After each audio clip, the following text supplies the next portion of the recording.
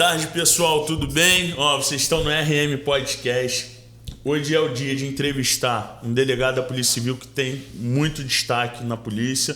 É uma pessoa que foi convidada pela SBT a fazer os comentários dele no jornal, não é isso, Rafa? É isso mesmo. E é uma pessoa que está tendo um destaque tão grande, que eu fiz um convite para ele vir aqui conversar conosco, explicar para vocês a carreira dele, a história de vida dele e contar pra gente aí como é que é ser um delegado da Polícia Civil no Rio de Janeiro e ser um comentarista do SBT. Seja bem-vindo, Rafa. É uma honra de verdade. É sempre muito bom falar de segurança pública, né? E sob a perspectiva de um profissional da segurança pública, né? Normalmente é um debate. A segurança pública é um assunto muito pungente, um assunto muito importante, né? Que atinge no Rio de Janeiro, então não há quem não se preocupe com isso, mas é um debate que geralmente é muito politizado, né? E pouco técnico. E é importante colocar sob a perspectiva dos policiais, né? Eu acho que dar voz a quem trabalha com segurança pública, isso é muito importante. A minha função quando eu aceitei ir para o SBT era exatamente essa, né? Era ali conseguir expor, né? Comentar sobre o ponto de vista de um policial, né? Muito bom. Né? Porque normalmente a gente está acostumado a ouvir um outro ponto de vista, né?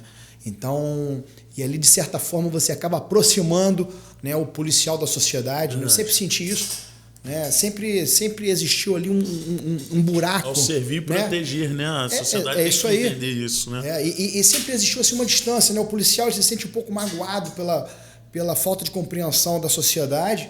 E a sociedade muitas vezes também não se sente ali, não compreende, né, o policial. Então, eu acho que por isso que eu aceitei ele pro SBT, por isso que eu acho um projeto bacana pra caramba tá lá, porque ali as pessoas veem ali um policial como um ser humano que tá ali com eles, né, que conversa, que tem sentimento, que consegue entender um ponto de vista. Esse feedback é muito bacana, Rafa, muito legal, que eu recebo ali do pessoal que assiste o SBT. Sim, né? Eu, inclusive. Muita gente manda mensagem, né, porque começou a perceber um outro ponto de vista. Verdade. Né?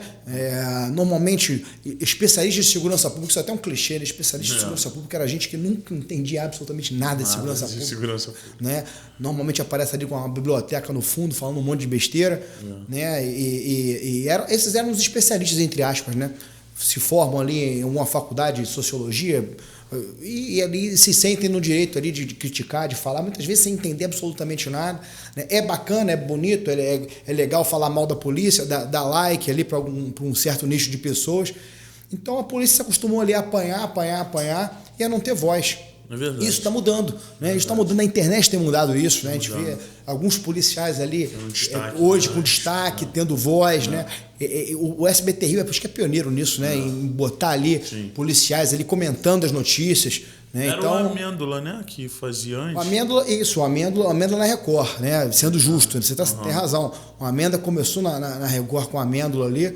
E o SBT agora veio com os delegados também, que eu achei uma iniciativa muito bacana. Como é que funciona, Rafa? Só para a gente entender como é que funciona um convite do SBT. Isso eles fazem uma análise, alguma coisa, ou te convidam por trabalho de excelência que você vem praticando?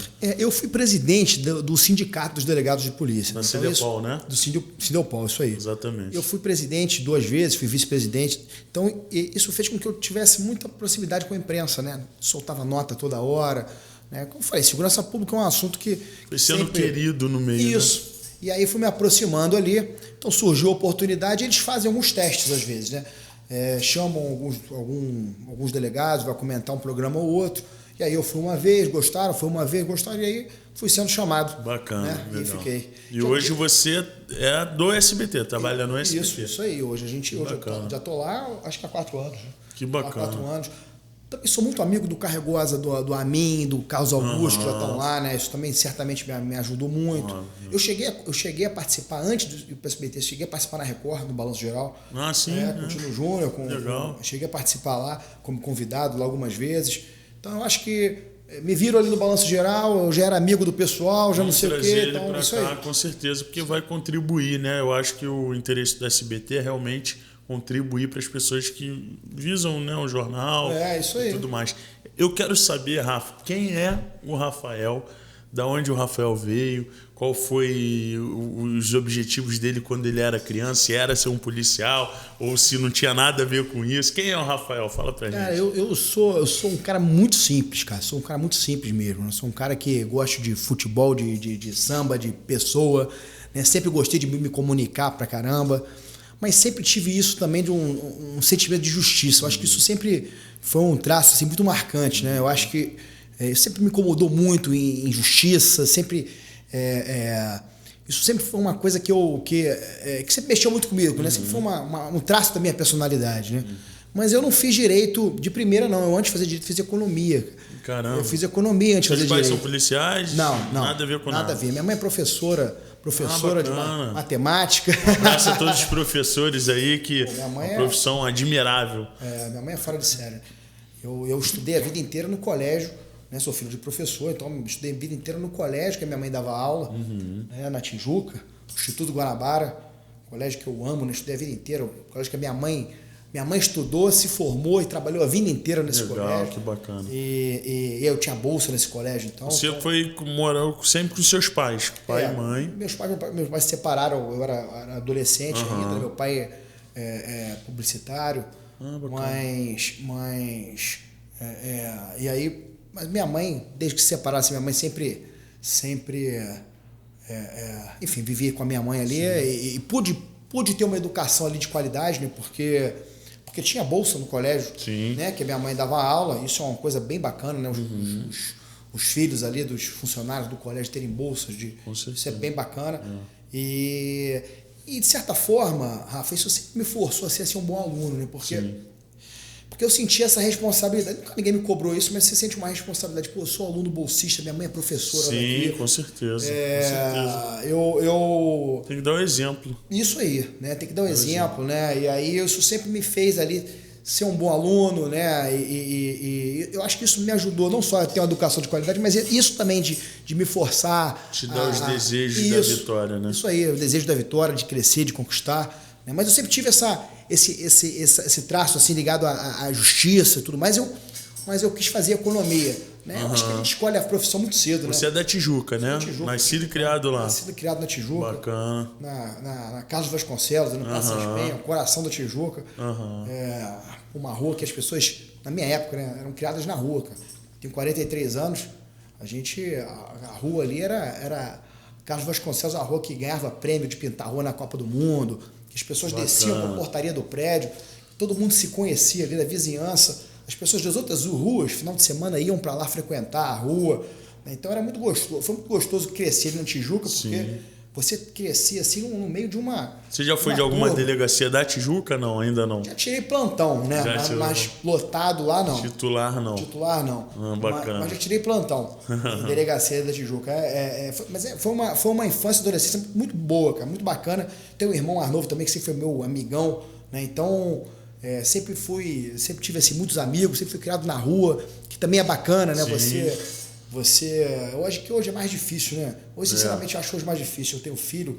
Hoje a gente tem que se preservar mais, né? Porque o mundo parece que ele ficou modificado da nossa época, né? Quando nós éramos jovens, os jovens de hoje, era diferente. Não tinha tanta tecnologia, isso aí. Não tinha tanta facilidade de tudo, né? Antigamente, eu estava até conversando com a minha esposa, eu fui trocar uma peça do carro, e o cara me cobrou o valor X, você bota no Google ali e vê se o cara tá te cobrando um bom valor ou não. Antigamente não existia isso, né? É verdade. Então mudou muito a tecnologia, para bem e também para algumas dificuldades, né? Com certeza. Meu primeiro celular, eu já trabalhava, fazia faculdade, já tinha 20 anos, 21 anos. Quer dizer, meu primeiro celular. Seu filho de hoje deve ter com 10 anos de idade. Isso aí. Meu filho já tem.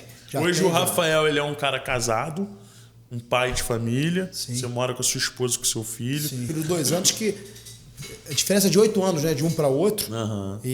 Mas uma delícia, cara. Muito bom. É muito bom. Eu tenho uma de 3, né? É muito bom. Muito legal. Era uma coisa que eu tinha dúvida, né? Se depois de tanto tempo eu ter um outro filho, né? Já tava o outro ali já mais independente, mas com autonomia. Mas voltar a ter um neném em casa, porra, é bacana demais. Você renasce também de você. Rafa, quando você olha no espelho hoje, o Rafael, ele se olha no espelho e vê tudo que ele passou, e aonde ele está. Porque, diga-se de passagem, você está num lugar de grande prestígio.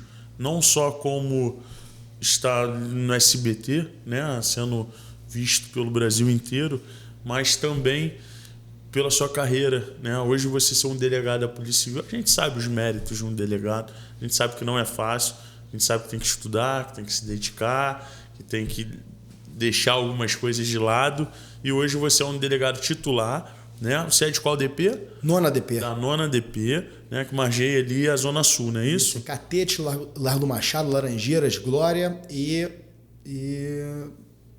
Catete, Largo do Machado, Laranjeiras, Glória e Flamengo. Bacana. Então, é uma grande responsabilidade, isso. Né? É uma delegacia de altíssima responsabilidade. Uma delegacia de porte grande, um desafio. Imagino. E para você ter chego ali, eu não enxergo nada além de um excelente trabalho, de um excelente caráter, de uma excelente pessoa. E para mim, de verdade, é um prazer estar podendo usufruir do teu conhecimento e mostrar para todos nós ali que estamos assistindo isso também. Eu gostaria que você falasse para mim, pensando agora, nada formado, como é que é hoje você se olhar no espelho e ver tudo que você passou e hoje você está onde você queria. Rafa, sendo bem sincero, né? Eu às vezes não acredito, porque não foi fácil, né? Eu trabalho desde cedo, trabalho e estudo a vida inteira, passei para delegado trabalhando, estudando mas muita gente luta, muita gente rala, né? Ser delegado de polícia, aliás, ser policial no Rio de Janeiro é uma questão de vocação, não tem jeito, né? Porque você é mais do que uma profissão, é um estilo de vida, né? Verdade. Porque você tem que evitar uma série de outras coisas, você tem que selecionar com quem você anda, onde você vai, com quem você vai, né? Como você se comporta. É um estilo de vida, para quem gosta, é demais. Né? E eu sou apaixonado pela instituição, pela Polícia Civil, né? Eu acho que quem é vocacionado se apaixona, é impressionante, cara. A Polícia Civil, pele, né? Como... A polícia passa a ser assim um centro da vida, né? É diferente do emprego que a pessoa muda, né? Verdade. Você se apaixona, você adota aqueles símbolos, né? Você se emociona quando você vê a águia da Polícia Civil, quando você luta pelaquela instituição. A instituição fazer parte ali do teu sangue, da tua vida realmente. Né? Você se mistura, tua vida se mistura com a da instituição. Né? É verdade. Isso é muito bacana, né? Entre policiais, isso é muito legal, né? A gente consegue ver, infelizmente, concurso público não mede vocação, né? Então, tem uns que são menos vocacionados, outros que são mais vocacionados, mas aqueles vocacionados, eles empurram a polícia para frente, né? Faz com que a polícia é o que é. Né? Eu tenho um orgulho imenso de ser policial civil, de trabalhar na instituição Polícia Civil, né? Que eu acho que é uma das pautas, sinceramente, né, com todos os problemas que a gente sabe que tem, mas a maioria das pautas positivas do Estado do Rio de Janeiro, sinceramente, eu vejo na Polícia Civil, né, são as prisões que a gente faz, as operações que a gente faz, né, a gente sabe que o quanto que a polícia podia ser mais, né, podia ser mais valorizada, ter mais equipamento, isso tem melhorado muito, né, no passado era muito pior. Acho que nesse último governo, com a extinção da Secretaria de Segurança Pública, melhorou demais nossas condições de trabalho, estrutura. Né? O resultado vem... Com a Secretaria da Polícia Civil.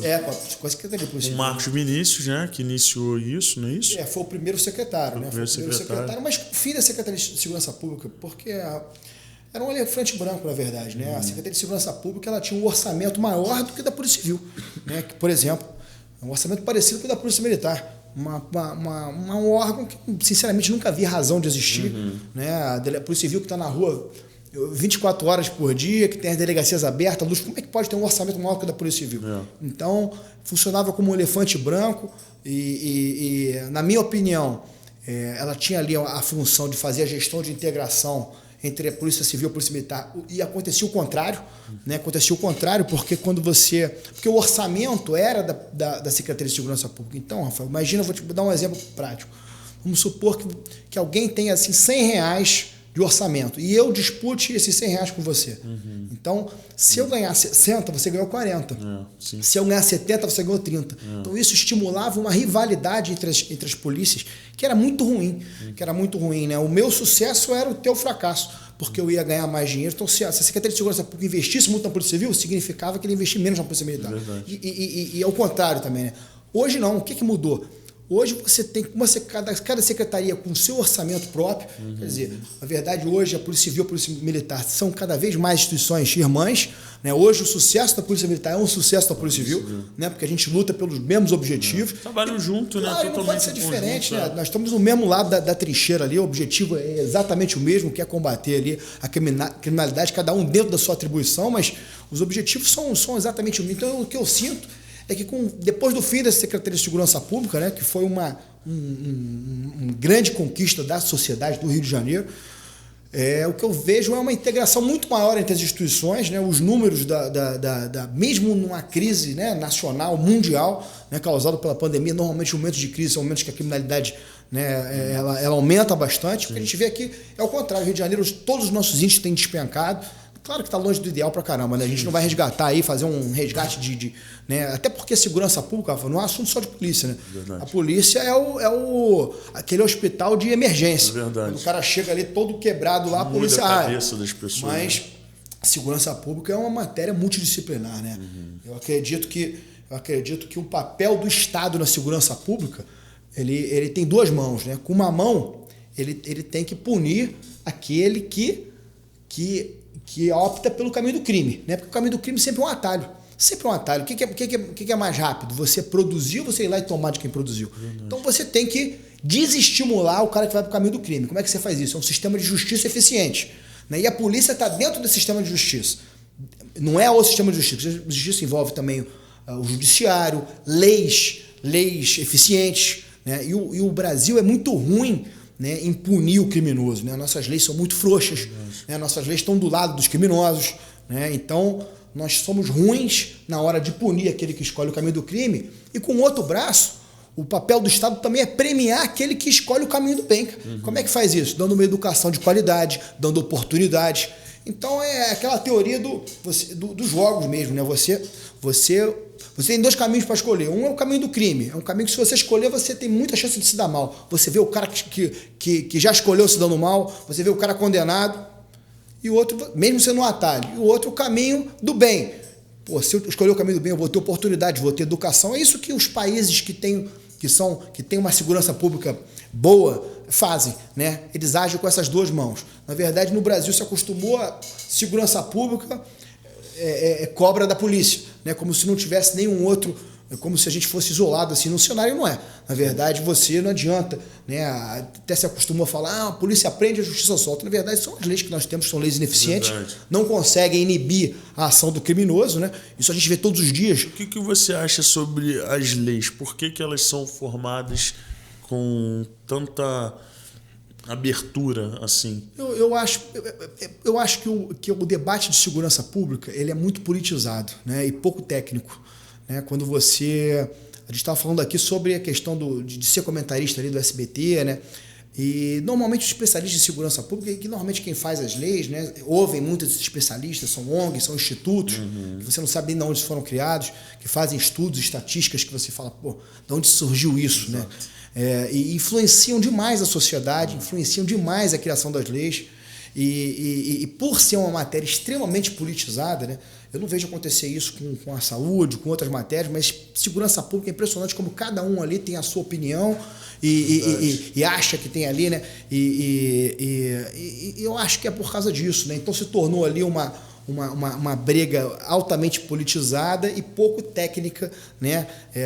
Pouca gente que entende realmente ali tem influência na hora de fazer as leis. Verdade. Né? Então as leis são feitas por pessoas que desconhecem a realidade. Né? Desconhecem a realidade. Eu gosto de estudar muito lei de outros países, né? Iniciativas que deram certo, outras que deram errado. Né? Quando você lê a lei dos outros países, você se depara com uma mudança absurda da nossa? Absurda, né?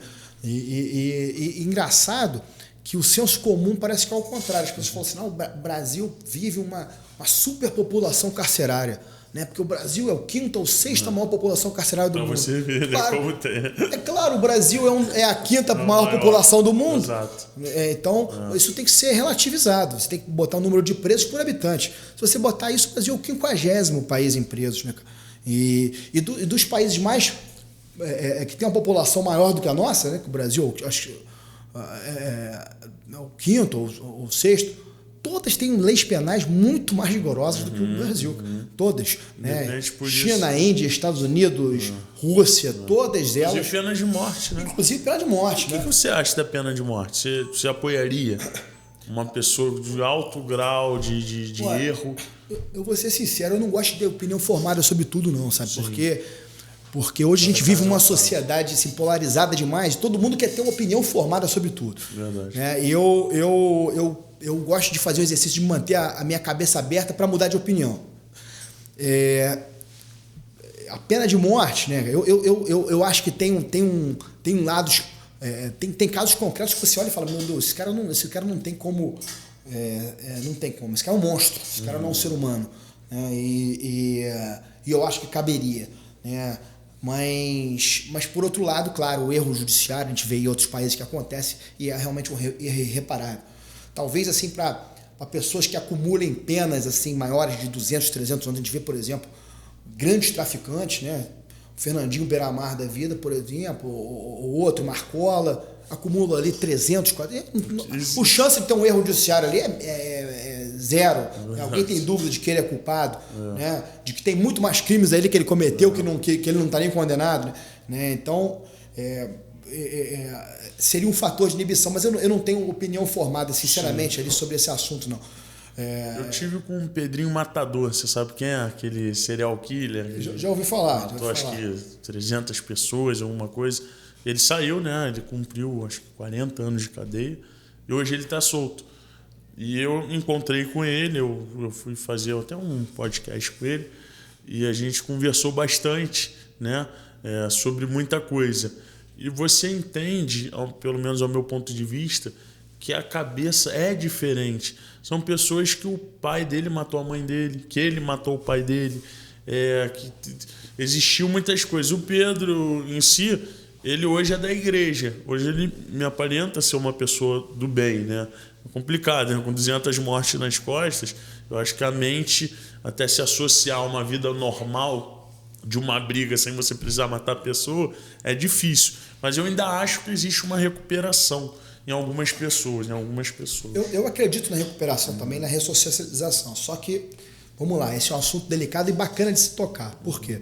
Porque a pessoa fala em ressocialização como se fosse assim uma escolinha. Uma escolinha, como se fosse assim, não, eu não acredito na prisão, eu acredito na ressocialização. E é impossível, isso é uma utopia. Isso é dito por quem não entende nada de segurança pública, porque acha que soltar pomba na Lagoa Rodrigo de Freitas vai inibir algum criminoso. Né? Isso é uma utopia. Na verdade, eu acredito na ressocialização desde que não haja impunidade. É um pré-requisito. Isso, Rafael, isso se você estudar os países que isso deu certo, isso é um pré-requisito para ver a ressocialização. Por quê? Porque a pessoa sempre como é que funciona a cabeça do criminoso de todas as pessoas, né? A pessoa não pode valer a pena cometer crime. Então, como é que a pessoa começa a se ressocializar? Um criminoso, né? O cara que é quanto mais no crime, eu sou criminoso. A pessoa vai ficar presa ali 1 mês, 2 meses, 3 meses, vai sair e vai continuar cometendo crimes. Sim, com certeza. Isso é o trabalho dele, isso é o que ele faz, é o que ele sabe fazer, ele vai continuar. Sai com mais raiva, né? Sai com mais raiva, com mais ligações, e sai mais profissional no crime. Você tem que manter... O cara tem que perceber que ele está no fundo do poço. Entra no currículo dele, né? Tipo, já peguei cadeia, né? Um currículo. E mais, né? E isso também serve para uma prevenção geral. As outras pessoas, que isso também é importante, cara. É a criança que olha aquele criminoso ali, ó, que é criminoso, que fez o que aconteceu, que foi preso, que a polícia fez, pegou e daqui a pouco está solto de novo. De moto aqui na comunidade. Então, quer dizer, vale a pena. Moto bonito, com um fuzil na Não vale a pena. Mesmo se eu for preso, eu seguro aquela cadeia, faz parte do negócio, está no risco do negócio, daqui a pouco eu sou solto. Agora, para ter a ressocialização, isso em qualquer país que deu certo a ressocialização, né, em termos de estatística, o criminoso ele tem que se sentir no fim do poço. Ele tem que olhar e falar assim, porra, eu tô preso, o que vai ser da minha vida? Acabou a minha vida, eu tô preso, vou ficar preso aqui 20 anos, 15 anos, 10 anos, como o Pedrinho aí, que foi 40 anos preso. Então ele pensou, cara, o que eu fiz com a minha vida, o que eu fiz com a minha juventude, o que eu podia estar lá fora. É verdade. Então, e aí sim você oferece outro caminho, ó. Olha só. O outro caminho que eu tenho é esse aqui, ó. Você está no fundo do poço. Eu tenho um outro caminho aqui que é a ressocialização. Enquanto que ele tiver alternativo no crime, essa ressocialização não existe. Você vai pegar para um criminoso, olha só, se você ler um livro, você ganha um dia de remissão de pena. Isso é uma brincadeira. Isso é um deboche com as vítimas. O cara lá finge que lê, tá? Se você estudar um dia, isso é uma brincadeira. Verdade. O cara tem que...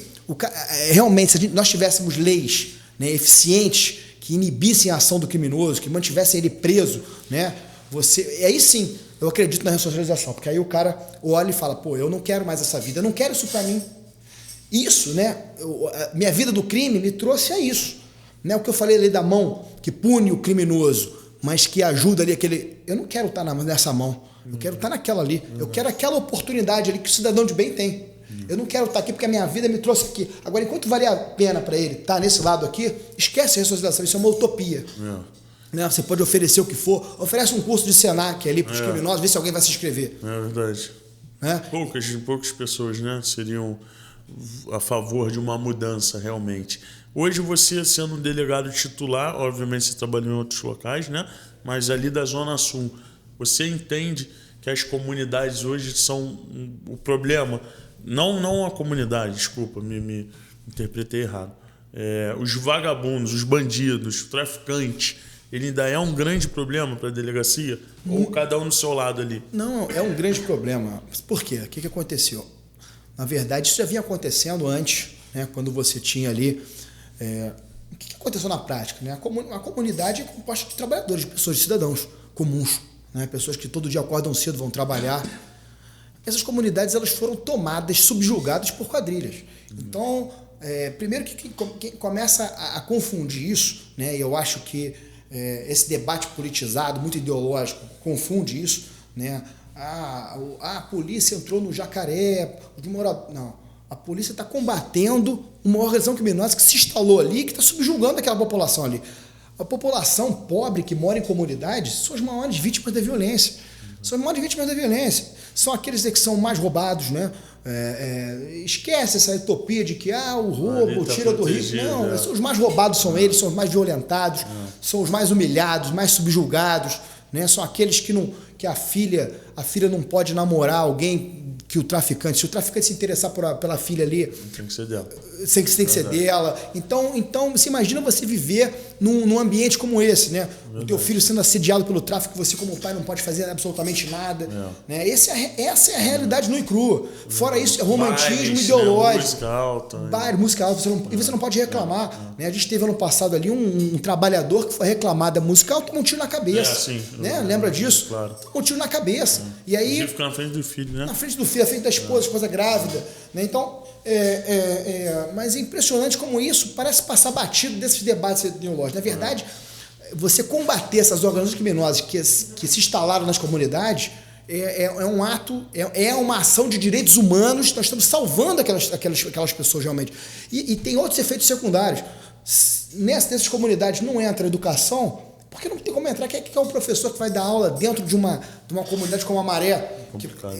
Um professor que vai ter que se subjugar àquela organização criminosa. Né? Como é que o Estado faz uma obra dentro de uma comunidade dessa? Como é que ela instala um hospital dentro de uma comunidade dessa?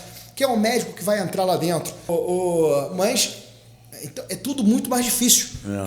Sempre tudo mais difícil. Aquela comunidade passa a não ter direito à saúde, à educação, à obra de infraestrutura, porque aquela organização criminosa simplesmente ela não deixa, né? Ela usa aquela população como escudos humanos.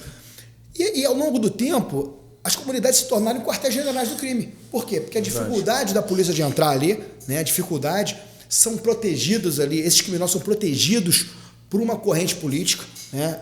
São protegidos. Se a gente entra numa comunidade ali e tem qualquer problema, e claro que pode ter uma realidade de guerra que a gente vive aqui. Óbvio. Né? É uma guerra. É uma guerra. Você pode ter um problema, a gente sabe que o policial vai ser massacrado, a imprensa vai massacrar. Então isso tudo sempre causou muito conforto, né? Porque se o criminoso, vamos lá, pensa comigo, porque se o criminoso ele começa a ganhar dinheiro, o cara é gerente do tráfico, tem um cargo mais alto, por que ele não sai da comunidade? Por que ele não vai morar num lugar?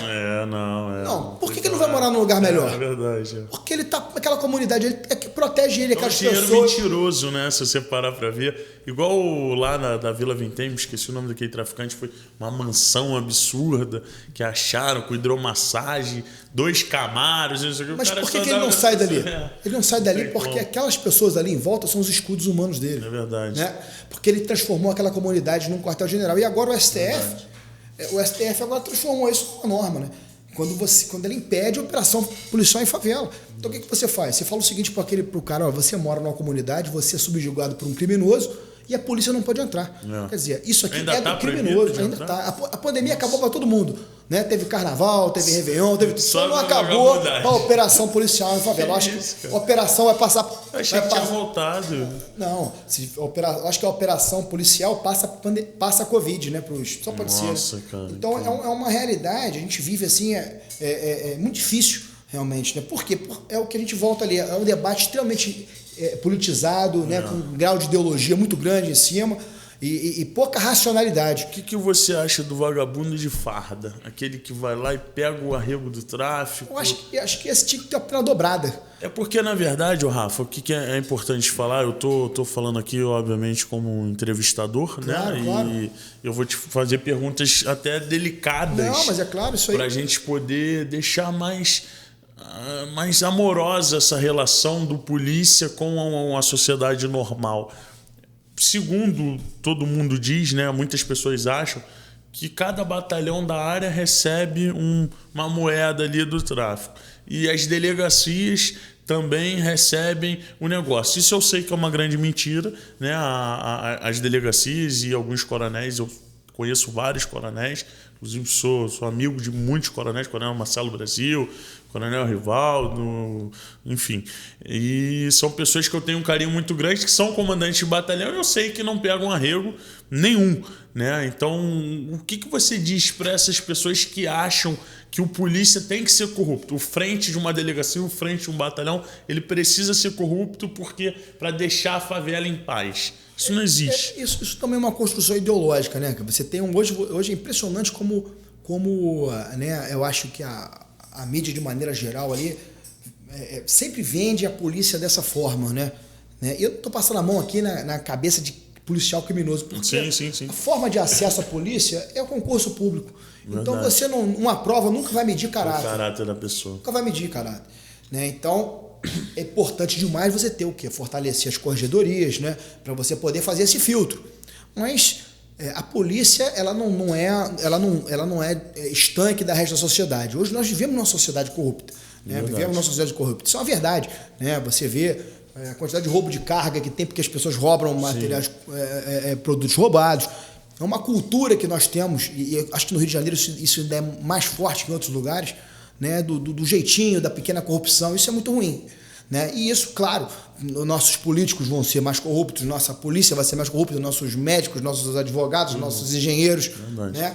Toda a nossa sociedade... Até pastor, né? Exatamente. Toda a nossa sociedade, a corrupção ela é um câncer na nossa sociedade. Né? Ela é uma grande chaga da nossa sociedade. Isso alcança todas as instituições. Né? Não conheço uma instituição que esteja ali blindada desse mal. Né? O que tem que ser feito, agora eu acho, que como servidor público, né, você recebe ali eu, por exemplo, sou delegado de polícia. O que isso significa? Né? É como se a sociedade tivesse me dado um encargo ali, olha. Certeza. E junto com esse encargo, uma confiança. Olha, você faz parte do nosso escudo de proteção aqui contra a criminalidade. Então, alguém que trai isso, né, ele trai ali os seus companheiros, ele trai a sua instituição. Né? Tá falando da Polícia Civil, Polícia ocorreu Militar. Isso na sua delegacia? Do vagabundo dali chegar, vim trazer um recado aqui da favela tal, 100 mil aí para... Eu já trabalhei, por exemplo, em área de milícia. Né? E assim, foi uma época muito difícil da minha vida. Eu fui ameaçado. Fui ameaçado de morte. Foi uma época que a gente prendeu muito miliciano. Foi uma né? E ali na 35DP, trabalhamos lá. Trabalhei com a equipe do titular Drucker, depois o Wilton, que é um grande amigo meu até 35 hoje. 35 é... Campo Grande. Campo Grande, né? 34 é em Bangu, né? E olha, fantasma também aparece para quem acredita, porque as pessoas também conhecem a tua conduta, entendeu? Verdade. E se você tem vou falar pela Polícia Civil. Foi o meu caso dos 500 mil, né? As pessoas...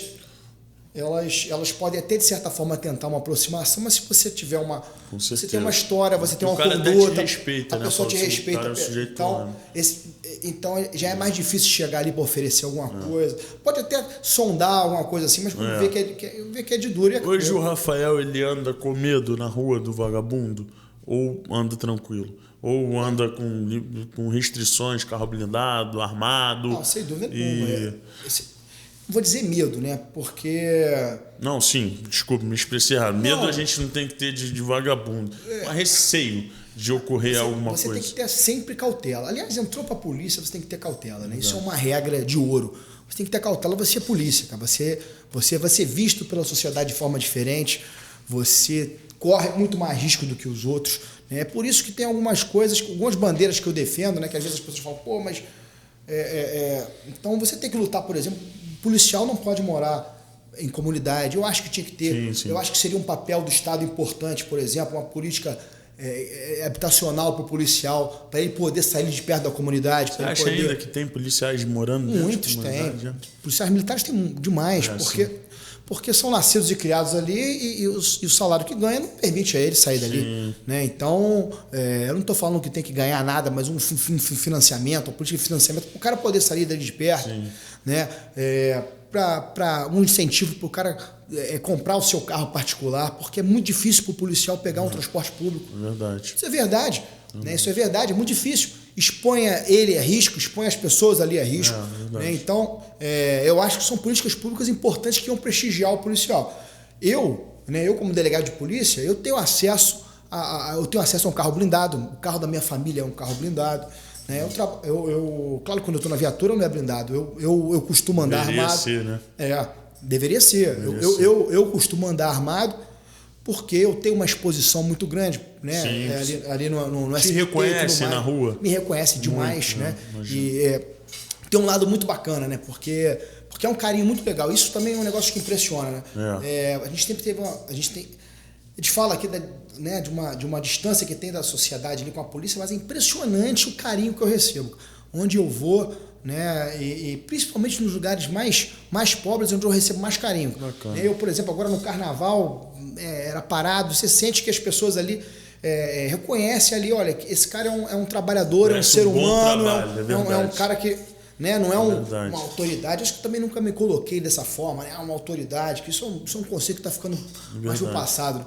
Mas as pessoas elas começaram a criar ali, né? E eu acho muito bacana o programa SBT por causa disso, e esse podcast também, né, cumpre a mesma função de criar uma empatia com as pessoas. As pessoas olham e falam, pô, esse cara é de verdade, esse cara é flamenguista, vai ao Maracanã, ele gosta de samba, vai ao Sambódromo, vive normal, ele brinca, ele ri da piada, ele né, mas trabalha ali e se dedica e eu criei uma empatia, pô, o cara é bacana, é um cara legal, um cara que eu queria que fosse meu amigo. Muitas vezes, pô, serve de incentivo para jovens, o cara que olha assim e fala assim, pô, bacana, eu quero ser policial também. Eu vejo ele ali, não é uma figura distante que eu nunca vou chegar. É um cara como eu quero chegar ali também, eu quero ser como ele. Você incentiva muitas pessoas. Né? Eu vejo muitas crianças, né? Sinceramente, jovens crianças falam, pô, eu quero ser policial, vem me procurar. Isso cumpre uma função, pô, muito bacana. De verdade, eu chego a me emocionar, porque assim, a vida ela te abre portas que você não espera, né? A gente planeja a nossa vida, claro, tem um planejamento, mas a vida, ela sempre... Então, eu fiz faculdade de economia antes de fazer direito, desisti, fui fazer direito, mas eu nunca me preparei para trabalhar na televisão, cara. Sim. Isso nunca passou na minha cabeça, né? Nem tinha esse apoio das televisões para a polícia, né? Isso não existia, Não existia. Nunca passou na minha cabeça que eu fosse um cara reconhecido na E quais são os dias que você está lá no SBT? Eu sempre peço para ficar uma vez na semana. Isso muda. Hoje eu estou às quartas-feiras. É claro que às vezes tem uma questão, quarta-feira eu troco, né? Ali todo mundo é amigo, a gente troca ali Mas o são dia. ao vivo os programas? Ao vivo o programa, né? E é um desafio, né? Porque nossa. Eu sei da notícia junto com o telespectador.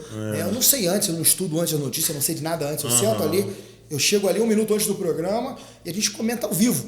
Né? Não tem tempo de pesquisar, de estudar. Você se dá muito bem com a... Qual é o nome dela? Isabelle Bebito é gente boa demais, né? Será que ela vem ao nosso podcast? Pô, seria bacana demais, cara. Muito bom. Seria muito bacana, seria muito legal, porque é uma pessoa do bem pra caramba, né? Sim, eu acompanho. Uma pessoa muito bem, uma pessoa...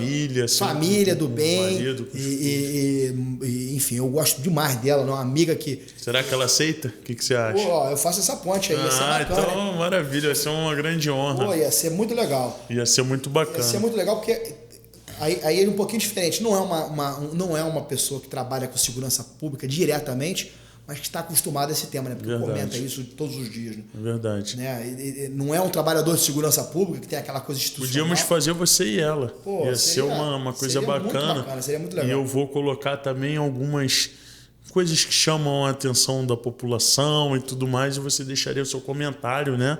A gente faria um ao vivo, inclusive. Vou fazer essa ponte. Eu entro ao vivo no meu Instagram, né? E a gente entra ao vivo no YouTube também. E eu acho que vai ser genial. Gravando também, né? Claro, pra gente não perder essa coisa bacana. Hoje o Rafael, porque assim, Rafa, visivelmente você está dentro de um jato ligado, com a turbina ligada, já decolou e está assim. E eu vejo que você já está no céu. Mas até quando além do céu você acha que você... Não acha que você pode chegar, porque você tem certeza que você pode chegar em qualquer lugar, mas aonde mais dá para ir? Que essa seria a pergunta. Cara, eu me acostumei. Eu gosto de me planejar, claro, de sonhar, de projetar. Mas e o projeto, assim, eu ganho uma guerra todos os dias, né? Hoje, né, eu cheguei... Hoje eu sou plenamente realizado no meu trabalho, né?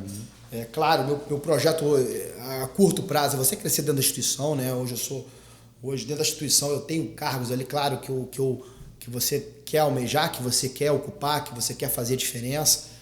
Mas é uma guerra todos os dias, né? Eu mostrando o trabalho todo dia na 9ª ADP, né? Eu acho que é um passo de cada vez. Mas gosto muito desse outro lado que eu vivo, que eu posso exercer no SBT, que eu faço na internet, que eu faço aqui no podcast, que é você brigar por bandeiras, né? Verdade. Brigar pelo que você acredita, né? Isso é bacana, você brigar pelo que você acredita. Isso não significa polarização, não significa que você está fechado a outras ideias. Sim. Mas é você militar e brigar e buscar aquilo que você acha que vai ser melhor para a sociedade. Né? Eu acho que isso é muito importante, essa conscientização é muito importante para o brasileiro. Então, eu acho muito bacana isso, né?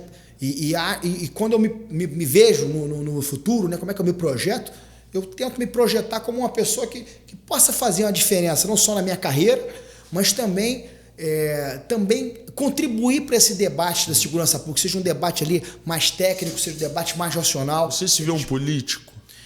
Eu não sei se comentei com o Diego, eu já cheguei a ser até candidato. Sim, eu sei. Mas hoje não. Hoje não. Não vou ser candidato nessa eleição. Hoje não, porque eu acho que assim, eu não me permito assim, entrar numa aventura, sabe? E para você ser candidato, você precisa de uma estrutura, você precisa, que eu não tenho, né? Você precisa de uma série de outras, né, que eu não tenho, e então eu acho que eu não posso me dar esse direito de me aventurar, né? Porque eu acabo... Você fica 6 meses afastado, não é isso? Você fica... para deputados que são 3 meses, para 6 meses, mas você abre mão da titularidade. Hoje eu tenho uma equipe que está ali comigo, né, que me segue, porque a gente fala do delegado, mas o delegado tem a sua equipe. Com certeza, claro. Né, a família, claro. É isso aí. É um conceito de equipe, é aquilo ali. Né, são as pessoas que você convive, que você confia. Muitas vezes é a cara do delegado que aparece, né? Mas é o trabalho daquela equipe toda, né? de abnegação, e que essa equipe está centralizada ali no delegado. Então, eu me sinto responsável pela equipe também. Né? Com certeza. Então, eu não estou falando que nunca, jamais entraria para a política, mas eu só entraria para a política se eu sentisse, primeiro, que eu teria a chance efetiva de fazer alguma coisa diferente. Porque entrar por entrar... Né? Eu sou plenamente realizado no meu cargo. Sim. Então eu não tenho assim... Diga-se de passagem, você está muito bem, né? Então eu não tenho assim a ambição pelo cargo. Né? Eu tenho a ambição em tentar fazer a diferença. Eu acho que hoje eu consigo fazer a diferença dentro da minha instituição. Hoje eu acho que eu consigo fazer a diferença sendo delegado de polícia, né? Sendo comentarista do SBT, postando as minhas coisas na internet. Eu acho que assim eu estou fazendo a minha diferença. Né? Se no futuro eu achar que possa fazer a diferença, não estou dizendo que jamais farei. Não fecha a porta, mas também não está abrindo. Mas não é uma coisa também que eu fale assim, poxa, no futuro eu tenho essa ambição, eu quero muito ser determinado cargo. porque o cargo mesmo não me impressiona, né? Porque eu hoje ocupo o cargo que eu sonhei ocupar. Com certeza. Então, eu não tenho essa pelo cargo, mas por fazer a diferença. Também para ser deputado ali, financiado por um monte de gente, para chegar lá devendo por um monte de gente e não conseguir fazer nada, porra, continuo delegado de polícia, cara. Né? Não tenho. Para que eu vou me sujar? Para que eu vou me meter num terreno ali, terreno ali que eu não sei pisar, né? Verdade. Então eu acho que é mais ou menos por aí. Concordo. Né? Eu acho que é importante termos representantes, né? Isso também, por outro lado. Sim. Eu acho que é importante termos representantes que briguem pela bandeira que eu acredito. Né? Eu provavelmente vou escolher meus representantes que vou votar em quem me representa, né? Em quem acredita como eu acredito.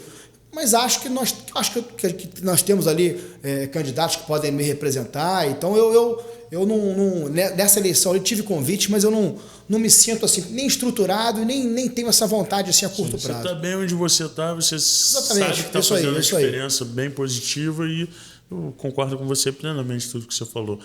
Ô Rafa, quem é a pessoa da Polícia Civil que você admira, que você coloca ali e fala assim, pô, esse cara aí tem uma carreira bonita? Bem, eu tenho algumas pessoas, tenho algumas pessoas, né? Tenho algumas referências dentro da instituição. É até difícil bolar nome, porque eu vou esquecer de alguns. Sim. E aí, mas eu acho que a Polícia Civil passou um período muito difícil, né? Foi o período com a Secretaria de Segurança, na época da Secretaria de Segurança Pública, na época do ex-secretário Mariano Beltrame, que não gostava da Polícia Civil, né? Era uma política de segurança, né? que sucateou ali a nossa instituição. A polícia ela parou, porque o policial, Rafael, ele, como todo ser humano, ele tem que se sentir seguro para atuar. Né? O policial ele vive numa linha tênue, né? Sim. Né? O que o policial tem mais medo, você falou que se você tem medo da criminalidade, que o policial, você perguntava o policial, o que ele tem mais medo não é do criminoso, não. O que ele tem mais medo é de errar e ser julgado por aquilo, ser massacrado por aquilo, né? No último programa que eu participei, por exemplo, teve uma morte ali no Jacaré, né? Aí vem a família, você não tem nenhum elemento de investigação, já apareceu ali um especialista, né? Que é presidente de uma ONG aí famosa, já chamando o policial de assassino, né? Eu acho engraçado que esse pessoal que assim, se apropriou do termo direitos humanos, né? Porque quando eu falo em direitos humanos, eu falo que eu sou um trabalhador de direitos humanos, cara. Porque eu trabalho para preservar a vida, a integridade física, o patrimônio da sociedade. Como é que são direitos humanos, né? Verdade. Então, o policial arrisca a vida, né, para lutar pelos direitos humanos, né? Entra em lugares que ninguém mais entra para lutar ali pelos direitos humanos. Então, esse determinado grupo ali, político, ideológico, se apropriou desse termo direitos humanos, que parece que é deles, né? E aí, mas é engraçado que eles não reconhecem no policial os mesmos direitos humanos, né? Eles julgam, condenam, esquecem que o policial tem família, né? Eu lembro também na Operação do Jacaré, por exemplo, a operação não tinha acabado ainda. Eu via na televisão instituições, né? Pessoas ali chamando de chacina do Jacaré. Agora, se imaginam um policial que tem filho, que tem família, que participou daquela operação, que arriscou a vida, que viu um colega seu ser assassinado, né? O André Freixo foi assassinado ali numa seteira, um tiro covarde de trás de uma seteira, de um muro, né? Gosto nem de falar, cara, porque mesmo, dá uma revolta. E aí vem o cara do ar-condicionado dele sem entender nada, mas normalmente são oportunistas, né? Eles gostam de se aproveitar, de se aproveitar dessa situação, porque eles têm aqueles 15 minutos de fama ali para poder despejar. Seja uma fama negativa, né? Mas eles conseguem ali fazer aquelas críticas contundentes. Vem um massacre, a chacina do Jacaré, o homicídio de 27. Eu olho assim e falo, pô, agora imagina o cara que participou dessa operação chegar em casa, agora vê o filho dele e fala, pai, você participou dessa chacina? Pô, que isso, cara? Que isso? Que sociedade é essa? Que não reconhece no policial os seus direitos humanos também, né? O direito a ter um julgamento, a ser... E aí essas instituições começam a se apressar, soltam notas, como se o policial não tivesse o mesmo direito, né? Então é uma guerra ideológica, sem dúvida, né? Eu já disse algumas vezes que a gente vive numa guerra aqui, assim, mas a guerra ideológica é a mais difícil e a mais importante de ser travada, né? É por isso que que eu gosto tanto de estar ali no SBT porque eu quero contribuir com essa guerra ideológica. Sim, exatamente. Né? Não é difícil ter voz assim, né? E difícil. Durante muito tempo nós não tivemos voz, né? E durante muito tempo o policial não teve voz. Você e o Amêndola só que tem voz. Não, lá no SBT somos 4. São 4 lá. Não, e eu começo a ver, por exemplo, na internet, alguns policiais se destacando aí. Por exemplo, o Fabrício da Cora é um perfil que eu gosto demais, cara. Um cara. O próprio Da Cunha. O que você acha do trabalho do Da Cunha? Sendo sincero, não conheço a fundo para falar. Né? A fundo para falar. A princípio é bacana você mostrar. Uma pessoa tem bastante visibilidade. Sim, né? sim, mas eu assim, não me sinto assim. Mas de maneira geral, acho legal o policial mostrar o dia a dia, o policial poder ter voz, porque durante muito tempo era o seguinte, né? Não podia. Era o policial se defendia, tinha uma operação, dava algum problema, era a sociedade caindo em cima, o policial se defendendo. Né? Então isso tem mudado, a internet, e você vê, eu acho engraçado que outro dia eu vi assim, alguns programas de televisão na CNN e tal, uma mulher criticando, uma especialista criticando os policiais que têm perfis no Instagram. Sim. Ou então, esse projeto de lei aí que queriam fazer para o policial não poder ser candidato. Quer dizer, é como se esse grupo, né, altamente antidemocrático, eles querem se negar a escutar a nossa versão dos fatos. Quer dizer, o policial não pode falar, ele só pode apanhar. Né? Ele não pode falar, ele não pode ter direito à voz.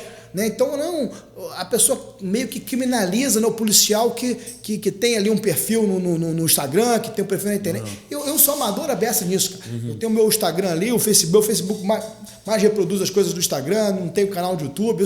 Eu sou meio amador com isso. Não, vamos fazer um canal do YouTube pra você, hein? Mas bacana, legal. Não é possível perder essa... Eu tenho uma pessoa ali na SBT que todos os meus comentários, eles me mandam o vídeo, né? E eu tenho esse material guardado ali, não faço nada com ele. Tem que fazer, mas é bacana, é legal. Tem que fazer um... Mas é aquilo que eu te falei, eu nunca me preparei para isso, né? As coisas foram acontecendo, né, na minha vida. Sabe como é que eu enxergo hoje a internet, por esse nicho que a gente está falando? Eu enxergo a internet uma forma das pessoas verem como é que é a vida do policial. Né? Falando Sim. dos policiais. Muita gente não sabe como é que funciona. Muita gente não sabe nem qual é o papel de um delegado. Sim. Entendeu?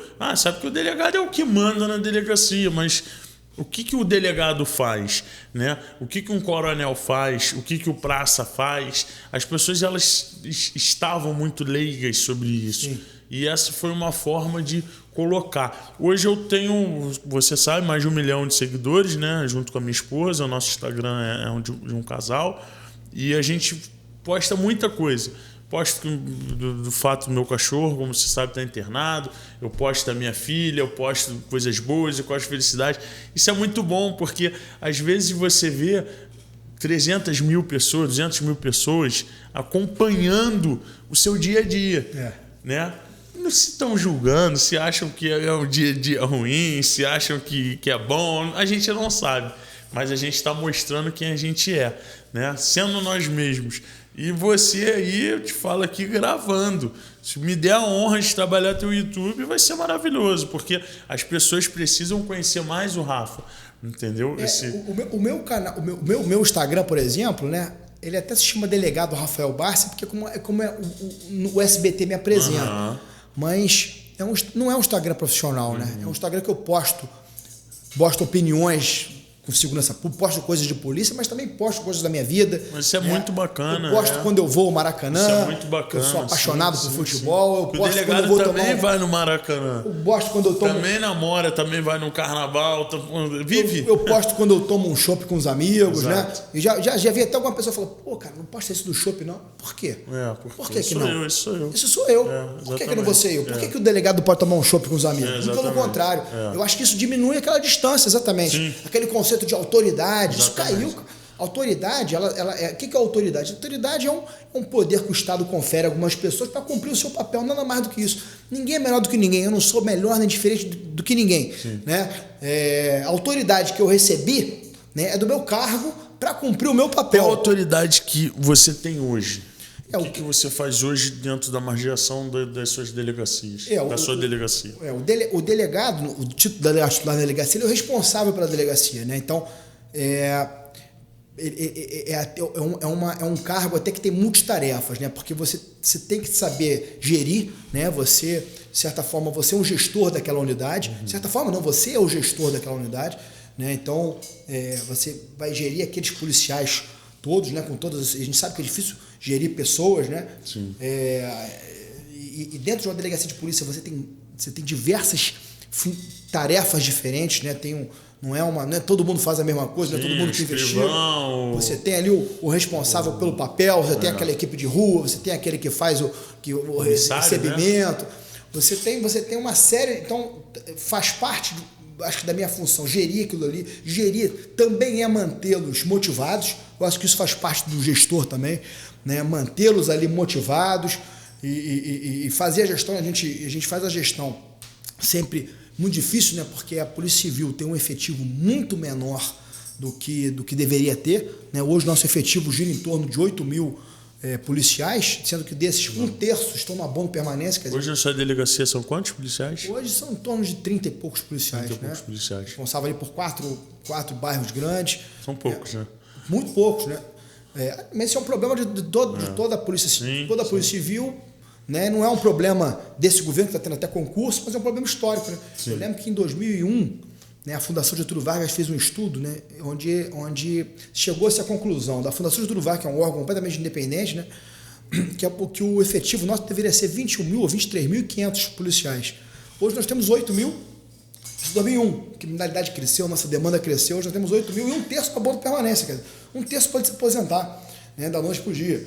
Então a gente sempre gerir, né, é difícil. De certa forma, o delegado também é responsável por presidir as investigações, né? O delegado que preside as investigações, então ele que faz as representações, né? O papel mais importante, né? É um papel importante, né? Não vou dizer o mais importante, porque todo mundo ali, se faltar qualquer um dali, nem não anda. Não, né? com certeza. É como se falasse, o coração é o mais importante. É uma família. Num corpo. É uma família. O coração é muito importante, mas vai ser o pulmão. A decisão é formada pelo delegado. Eu acho que o delegado, o papel mais importante do delegado ali, tem o papel técnico, né, que é presidir as investigações, tem o papel de gestor ali, que é você gerir aquele pessoal, tem o papel de representante, porque o delegado também é um representante da polícia no bairro, na circunscrição, né? Eu, por exemplo, amanhã, tenho uma reunião na Associação de Moradores da Glória. Semana passada tive eu gosto de ir nessas reuniões, né? Eu gosto de me fazer presente, né? Porque esse contato com a sociedade civil eu acho importante. Sim. Então o delegado também representa, eu acho que a Polícia Civil junto à sociedade, isso é importante demais, mas eu acho que o papel mais importante do delegado é você aglutinar essa equipe. Sim. É você conseguir juntar uma equipe motivada, né? Você conseguir juntar pessoas que pensem parecido com você, estão dispostos a fazer aquilo que você também está disposto a fazer, né? Com um objetivo comum. Né? Eu acho que isso é que faz a diferença de um bom delegado para um mau delegado, porque o cara pode ser um jurista, um excelente, né, um cara que tem conhecimento jurídico, e não ser um bom delegado porque não tem essas múltiplas capacidades. Né? E outro que muitas vezes não tem tanta capacidade, mas é jurídica, né, mas que tem ali uma... Eu acho que o nome disso é vocação mesmo. Tem aquela vocação né? Ontem eu saí da delegacia 2h da manhã com a minha equipe. Né? Tava com a equipe lá. Isso, se você não tiver uma equipe motivada, você não consegue.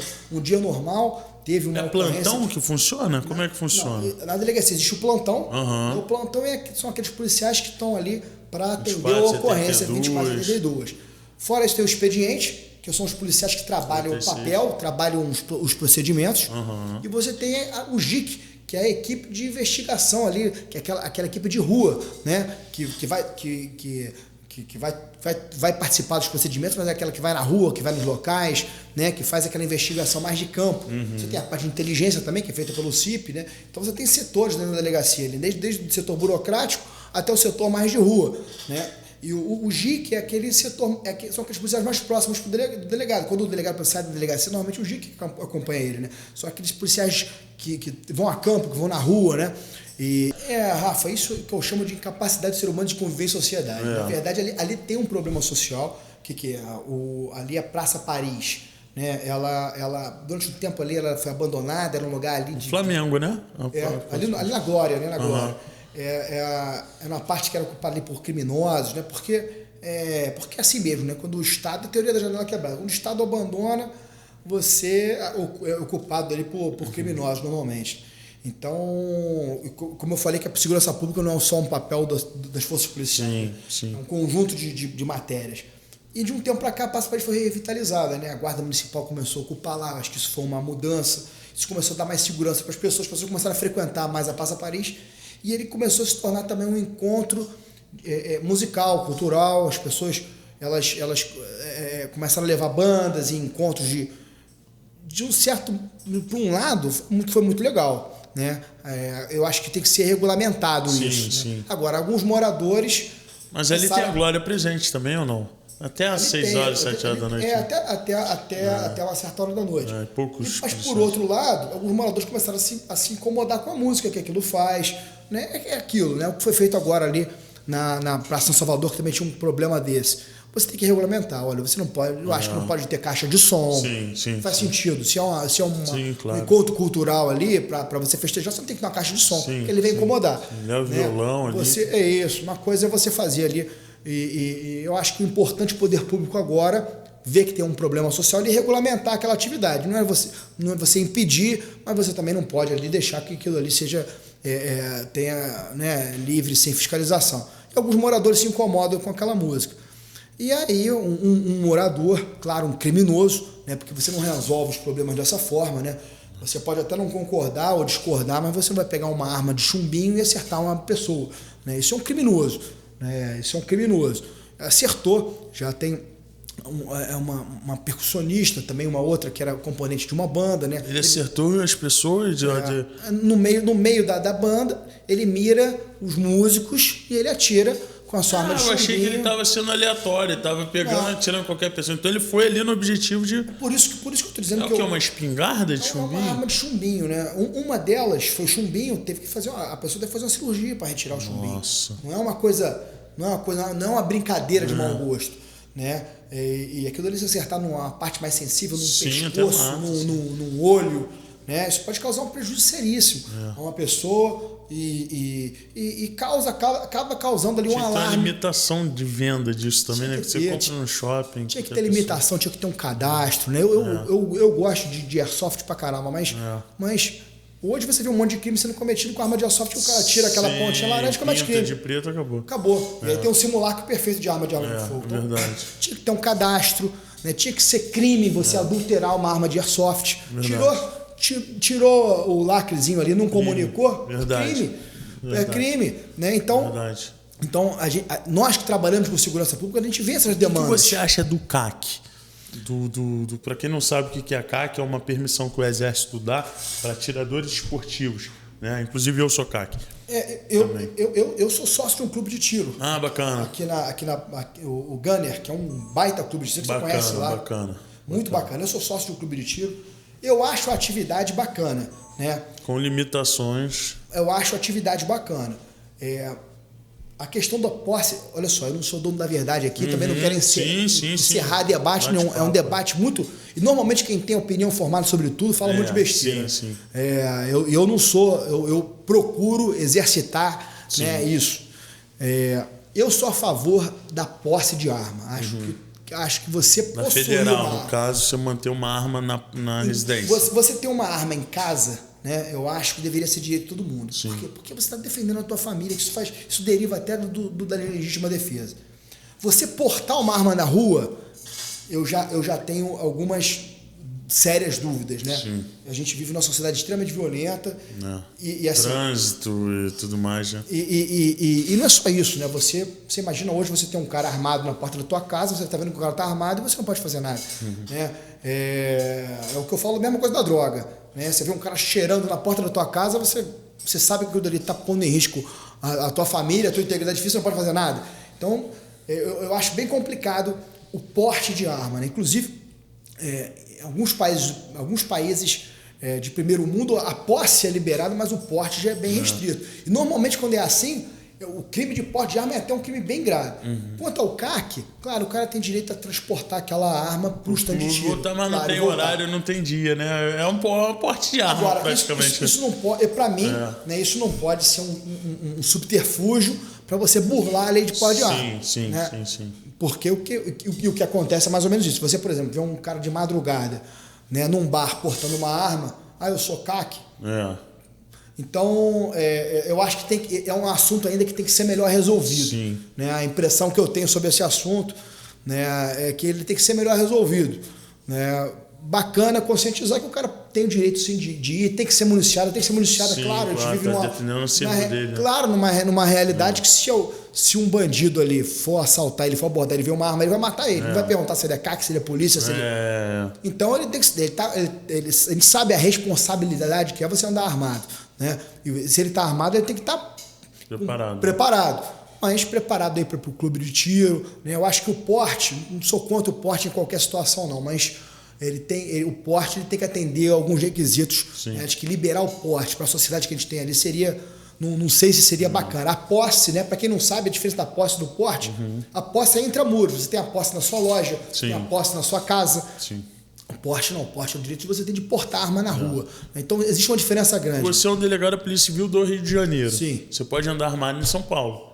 Posso andar armado em São Paulo. Em qualquer lugar do Brasil. Né? Porque o porte ele é concedido o cadastro do SINAR, né, que é federal. Sim.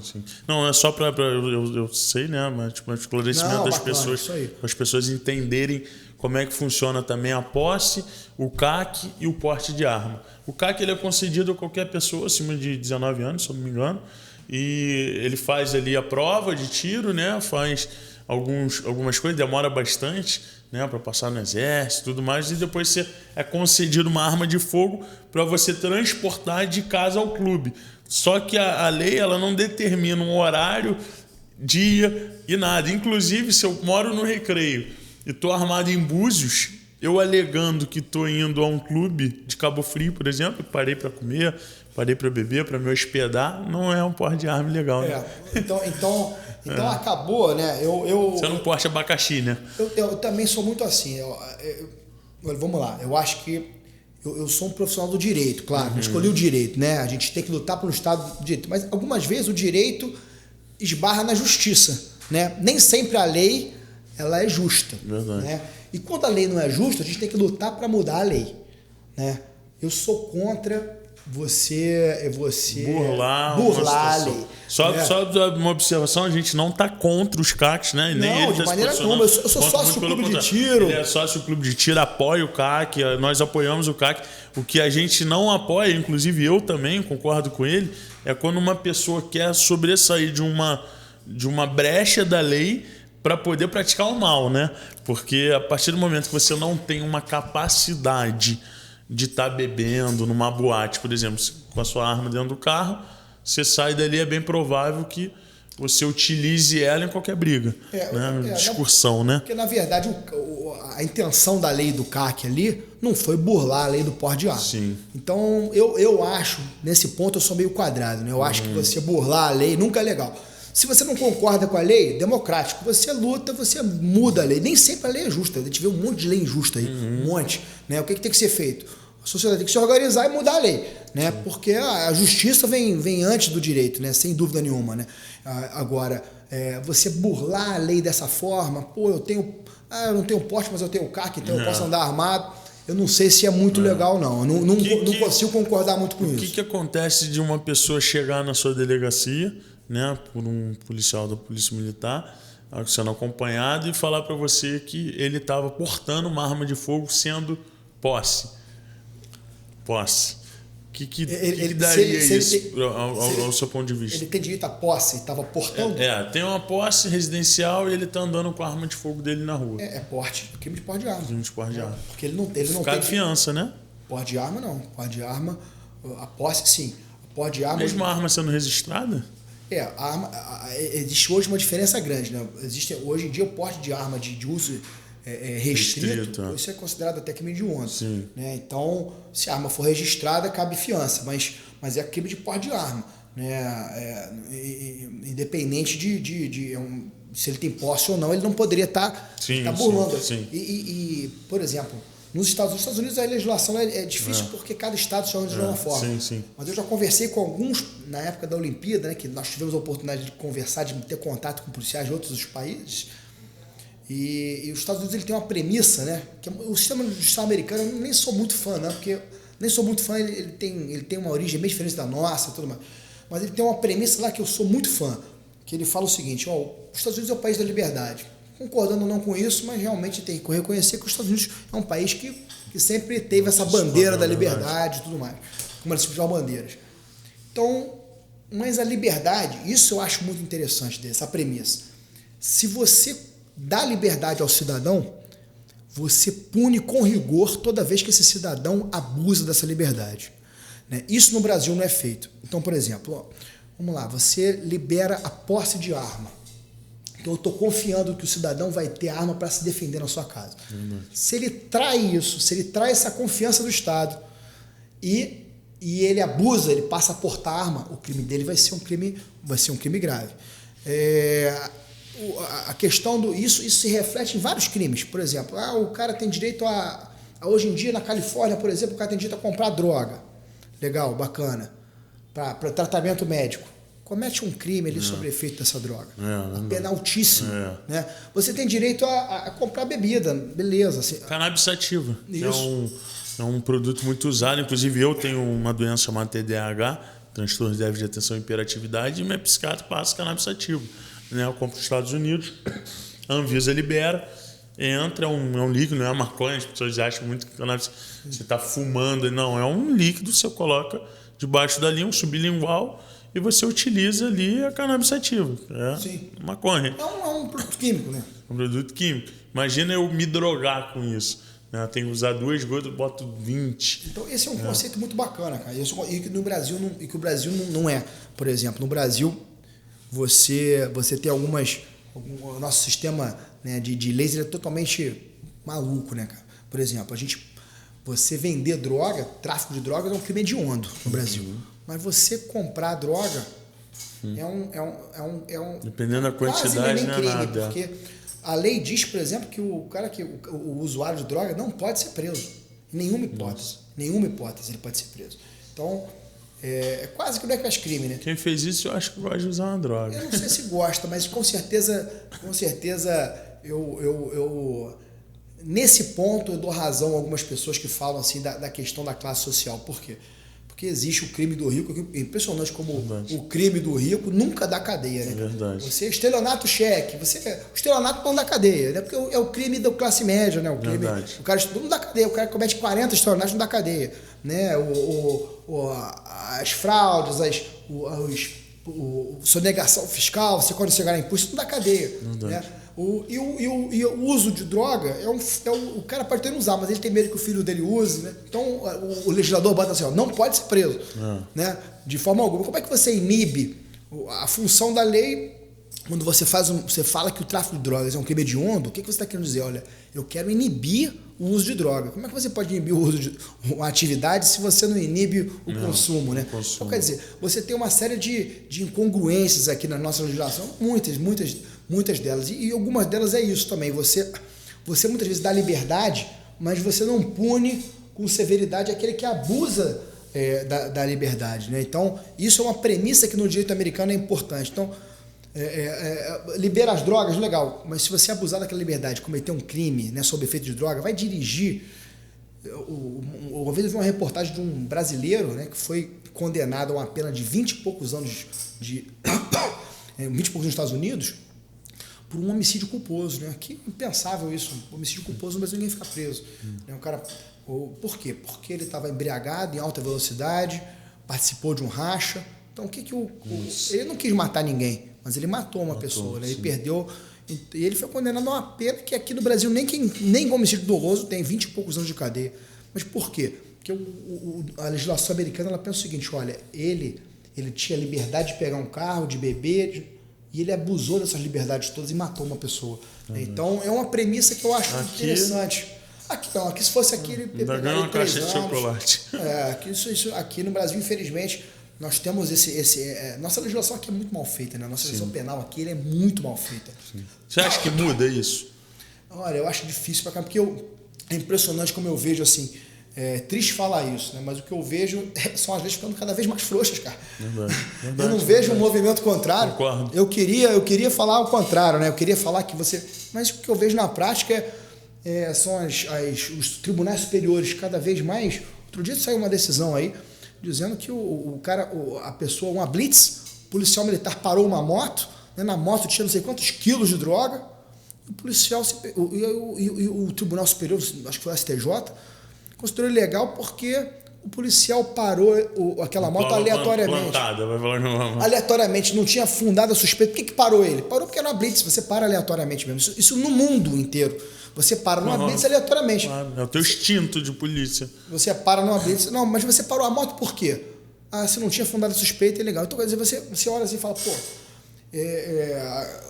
o pacote anticrime, quando fala, pô, vai ter um pacote de crime, eu falei, pô, é agora que a gente vai melhorar a nossa lei de execução penal, porque no Brasil é uma brincadeira, né? Lei de execução penal, o cara com 1/6 da pena, né? Eu conversando também com um policial português, né? E aí, falando das nossas penas aqui, tem a prisão em regime aberto, não sei o que, o cara fala, regime aberto não é prisão. Aí eu, não, tem a prisão em regime fechado, semi-aberto e coberto, cara, mas aberto não é prisão. Eu parei pra pensar e falo, cara, o cara tem toda a razão, cara. A gente criou até uma figura aqui que é uma verdade, ó. Você tá preso em regime aberto. Que é isso, cara? A lógica do cara é perfeita, é que eu tô tão Eu acho que é só pra sujar o nome da pessoa mesmo. Você tá preso em regime aberto, o que você pode fazer? Você pode fazer tudo. Mas você tá preso em regime aberto. É incompatível, a palavra aberto é incompatível com a palavra preso. Preso, é verdade. Né? Então, a gente cria aqui, com 1/6 da pena o cara tem direito a regime aberto. Quer dizer, a gente cria esses mecanismos. Aí o cara que está condenado a 8 anos de cadeia, se você for ver ele não cumpre 2. Então, as nossas leis são muito frouxas, né? Essa questão das remissões de tudo, né? Se o cara estudar, se o cara trabalhar, trabalhar é um dever de todos nós, né? Se o cara trabalhar, ele vai ter uma remissão de pena, né? Então, assim, cada vez mais se criam institutos e interpretações que afrouxam cada vez mais a nossa legislação penal. Eu tento fazer a minha parte, Rafael. Qual é a minha parte? É falar o que eu penso, é expor o que eu penso, é mostrar, né? Mostrar muitas vezes na prática, né? O que acontece. Né, criminosos, por exemplo, esse caso que eu falei de relevância que aconteceu no Catete ontem, que é um arrastão ali nós já identificamos alguns, né? Um deles era um menor de 17 anos, que é o líder da quadrilha, é uma quadrilha perigosa. Nossa. Que ameaça os funcionários. Eles estão sempre coagindo os funcionários dessa loja de departamentos, eles morrem de medo deles. Nossa. O garoto tem 17 anos, com 17 anos já tem mais de 8 passagens. Nossa. Né?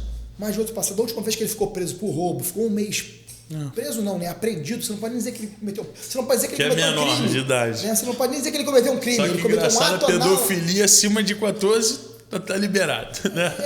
Sabe? Então, e mais, quando ele fizer 18 anos, né? Todo esse histórico penal dele ali, ele é esquecido, né? Ele tem direito a... É como se ele não tivesse cometido nenhum desses crimes. Então isso é um absurdo. Hoje, por exemplo, a média, um menor que mate uma pessoa, tira a vida de uma pessoa, destrói uma família. O homicídio é um crime que você tira da pessoa tudo da pessoa, a vida da pessoa, né? Você tira o pai de um filho, você tira o filho de um pai. Um menor que mate uma pessoa fica em média 10 meses internado. 10 meses internado, quer dizer, se a pessoa me matar no Réveillon, né? E no Natal ele tá livre e quite com a justiça. Ele não tá assim, livre, quite com a justiça. Resolveu. Sua família morreu. Se for um latrocínio, 11 meses. Nossa. Né? Então, um latrocínio, ele matou para me matar, ele matou para me roubar, 11 meses, ele está quite com a justiça embaixo. Quando ele fizer 18 anos, ele tem bons antecedentes. É como se ele nunca tivesse. E eu que morri, minha família. Então, quer dizer, qual é a função do direito? É trazer pacificação social. Né? Então, será que isso traz pacificação social? Será que isso resolve o problema? Não, isso traz um sentimento de impunidade. Né? E é impressionante como algumas pessoas falam que nós vivemos aqui o hiperencarceramento, tal, mas o sentimento da população é de impunidade. Se você falar para as pessoas elas têm um sentimento de impunidade. Elas não têm assim, né? Por mais que esses especialistas, entre aspas, digam, né, que existe uma superpopulação carcerária, a gente vê alguns programas de televisão, superpopulação carcerária, não é. O sentimento das pessoas é o contrário. As pessoas vivem um sentimento de impunidade, quer dizer, elas queriam ver mais punição para quem comete crime, né? Então, é uma guerra ideológica, né, que hoje em dia a internet democratizou, porque hoje em dia a internet deu voz, né, para que a gente possa ali expor o nosso ponto de vista, para que a gente possa, não estou falando só eu não, mas uma série de pessoas, né, consigam ali expor as suas ideias. Isso é bacana. Eu só acredito numa mudança nesse sentido, né? Mas eu acho que assim, a curto prazo não. Eu acho que eu durante muito tempo isso me causava uma frustração muito grande. Eu falava assim, como é que pode uma sociedade que é tão massacrada pelo crime, uma sociedade que sofre tanto com a mão do criminoso, ser uma sociedade tão leniente com o crime, ser uma sociedade que permite leis tão frouxas. Como é que pode a sociedade não se revoltar, né, e exigir lei mais... hoje eu consigo... Isso ainda me faz, juro por Deus, me faz sofrer assim demais, sabe? De incompreensão. Eu falo, pô, que sociedade é essa que não se revolta, né? Que cada dia enterra ali os seus filhos e consegue conviver com as... Mas acho que hoje eu consigo enxergar que isso é um processo de mudança, mas eu não consigo acreditar que seja a curto prazo. É um processo ali a médio prazo, a longo prazo. Enfim, tomara que isso mude, né? Tomara que até porque países de primeiro mundo têm leis penais muito mais rigorosas do que as nossas. Vai né, de falar Inglaterra, uma Alemanha, Estados Unidos, né, França. Hoje você vê o maior perigo entre o Comando Vermelho, o ADA, o Terceiro Comando e a milícia. Hoje você acha que quem está dominando o Rio de Janeiro? Eu acho que as organizações criminosas são um grande inimigo da sociedade. Sim, todas, né, claro. Todas. Claro. Mas a milícia parece que está tendo um destaque muito grande, né? Na verdade... Dominando, né? Na verdade, a milícia ela tem adotado práticas típicas de tráfico de droga e o tráfico de drogas tem adotado práticas típicas da milícia. Eu acho que a tendência no futuro... unir todo mundo. As duas ali praticaram o mesmo tipo de... Hoje é muito assim. Sim, hoje é muito assim, né? Antigamente eram ex-militares, né? Se uniam para fazer uma proteção à sociedade. E cobrava aquela proteção... Agora virou tráfico. Isso já traz. Hoje os grandes milicianos nunca foram, né, de força de segurança, né? O Veeco, Macaquinho, Batman, né? É uma outra geração. Né? Então hoje o que a gente vê a milícia muitas vezes associada até a traficante de drogas, né? A gente vê, por exemplo, o Terceiro Comando associado à milícia em muitos locais, né? Vê o Comando Vermelho adotando práticas. Né? Qual é hoje a comunidade que é dominada por qualquer organização criminosa, que a organização criminosa não controla, por exemplo, a venda de gás, o transporte alternativo. Todas as comunidades hoje em dia fazem isso, extorquem comerciantes, que eram práticas típicas de milícia. E hoje você vê a milícia praticando roubo, hoje você vê a milícia receptação, você vê a milícia vendendo droga. Então, qual é a diferença? Na verdade, são organizações criminosas. Para mim, são organizações criminosas, são vagabundos, são organizações criminosas que têm que ser combatidos. Sim. E tinham que ser severamente combatidos, cara, porque hoje a maioria dos crimes violentos estão associados ao crime organizado. Até de repente, um pivete que te rouba na rua, ele vai vender o objeto do crime vai vender para uma organização criminosa. Sim, sem dúvida. É uma organização criminosa que muitas vezes empresta a arma dele para ele, né? Então, a maioria dos crimes violentos hoje tem uma relação direta ou indireta com o crime organizado. Sim. Crime organizado deveria ser realmente assim, tratado como um inimigo da sociedade. Você fazer parte de uma organização criminosa por si só já deveria ter uma pena altíssima. Da minha opinião. Sim, porque hoje realmente é o que tem assim o que tem causado assim a destruição realmente da nossa sociedade, né? E assim a maioria dos problemas de segurança pública derivam exatamente disso. São eles que ocupam as comunidades, né? São eles e cada vez ganham mais forças porque eles organizados eles começam a ter força política. E isso não é um fenômeno brasileiro. Verdade. Né, a gente tem que estudar o que acontece lá fora, né? No exterior inteiro, né? O crime organizado, quando se organiza, começa a ter representação política, começa a ter representação na mídia, então é um perigo muito grande. Essa é realmente a grande ameaça, né? Para mim se chama crime organizado. Sim. Rafa, para essa câmera aqui que está todo mundo te vendo, o que você falaria para os jovens que querem ser policial, os jovens que querem ser bandido e os jovens que se espelham em pessoas como você, olham pessoas como você que vieram de uma família humilde, um cara que estudou, que se dedicou, se formou em outra faculdade, depois correu atrás realmente do seu chamado. O que você falaria para essas pessoas? Eu acho o seguinte, eu acho que primeiro, para quem quer ser bandido, como você falou, né? Eu acho que existe uma glamorização muito grande do bandido que não corresponde à realidade. Eu, por exemplo, quem me acompanha no SBT, eu evito falar o nome das organizações criminosas, eu dificilmente falo o nome do bandido, Porque botam ele, o Rogério 157, parece que é o cara. Na verdade é um vagabundo que ficou semanas escondido no mato, comendo mal, passa a vida inteira se escondendo, né? Passa a vida inteira, todo dia acorda, não sabe se vai dormir. Não tem vida, né? Não tem vida, são perseguidos o tempo inteiro. São os reis da comunidade, né? Não confiam nem no seu... no filho, na mãe, né? Não confio em ninguém, dentro da organização criminosa, o tempo inteiro ali. Então, na verdade, a vida de bandido é vida de ilusão, cara. Uma vida uma vida muito curta, né? Uma vida normalmente muito curta, ou são presos, ou são mortos, né? Não digo pela polícia, não, por eles mesmos, né? A maioria dos homicídios que são praticados, isso 90 e poucos dos homicídios praticados no Rio de Janeiro tem relação com o crime organizado. Então, eles mesmos se matam, né? Uma vida de ilusão, uma vida que você não constrói efetivamente nada, né? Então, infelizmente faltam oportunidades para algumas pessoas, as pessoas têm uma falsa sensação de que aquela ali seria a única oportunidade. Não é. Aquilo ali é um caminho que só te leva à derrota. Essa é a verdade, né? Você não consegue ver, dificilmente você vai ver um bandido ali chegar a 50 anos, a 60 anos, constituir uma família, ter um neto, um filho, isso é muito difícil. Então, é uma vida de ilusão. Para quem deseja ser policial, também não é uma vida fácil, é uma vida difícil, uma vida de abnegação mesmo, de verdade. Né? Quando a gente fala em vocação, quando eu falo que policial é um estilo de vida, eu estou falando de abnegação. Eu estou falando que você não vai poder frequentar os mesmos lugares, você muitas vezes vai se afastar de algumas amizades, como eu tive que me afastar, né, de algumas amizades. Você vai ter que ter uma vida um pouco diferente, você vai ser sempre uma referência, você é um policial. Né? Se você faz uma besteira na rua, legal, bacana, foi engraçado. Se você é um policial, já tem outra conotação. Então, é uma vida de abnegação, você vai ser sempre uma referência na sociedade. Agora, meu amigo, se você gosta disso, você vai ser muito feliz. Né? O teu trabalho... Não é só botar a arma na cintura e sair pela rua. Não pela rua aí, sou polícia.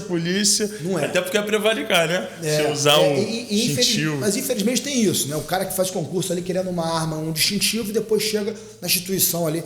Mas se você gosta, se você é vocacionado, você vai ser feliz. Porque hoje, por exemplo, eu vou para a delegacia feliz, cara. Imagino. Eu vou para a delegacia feliz, né? Eu estou fazendo o que eu gosto, né? Eu sinto que a minha equipe está feliz, né? Que está todo mundo ali tá vocacionado, está empenhado, né? Aquilo ali é uma... Você vai, eu falo o que eu falo para muita gente. Você vai numa locadora, né? Hoje em dia nem existe uma locadora, né? Mas você vai no Netflix, falei o negócio aqui de 10 anos atrás. Você vai no Netflix, tem lá o gênero policial, né? Porque tão gostosa que é a nossa atividade, né? As pessoas veem filmes. E é o que é mais visto, né? Hoje em dia. É o que é mais visto, né? O gênero policial na literatura, nos filmes, nas séries, né?